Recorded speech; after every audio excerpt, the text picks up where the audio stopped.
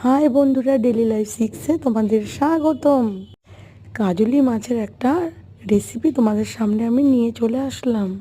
প্রথমে কড়াইতে তেল গরম করে এর মধ্যে আমি কালো জিরে ফোড়ন দিয়ে দিয়েছি, আর মশলার মধ্যে ধনের গুঁড়োটা একটু বেশি, তারপরে জিরের গুঁড়ো, শুকনো লঙ্কার গুঁড়ো আর হলুদের গুঁড়ো।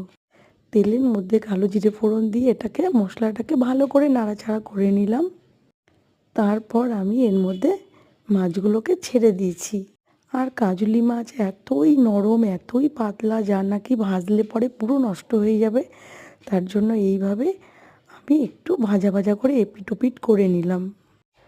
আর তারপরে আমি দেখো একটু জল দিলাম, এই জলটা দিয়ে একটু ফুটতে দিলাম। এর মধ্যে কাঁচা লঙ্কা দিয়ে দিলাম, তারপর ধনেপাতা এর মধ্যে দিয়ে একটু ফুটিয়ে আমি ঝোলটাকে নামিয়ে দিলাম। এরপরেই আমার এই মাছের রেসিপিটা কমপ্লিট। একদম সিম্পল রান্না, কিন্তু খেতে খুবই সুস্বাদু হয়। তুমি এক থালা ভাত এই মাছটা দিয়েই খেয়ে নেবে। যারা কাজলি মাছ খেতে খুব পছন্দ করো, এসব মাছ তো এখন হারিয়েই গেছে। যদি ভালো লাগে তাহলে লাইক করো, শেয়ার করো, চ্যানেলটাকে সাবস্ক্রাইব করতে ভুলো না বন্ধুরা। ভালো থেকো, ধন্যবাদ।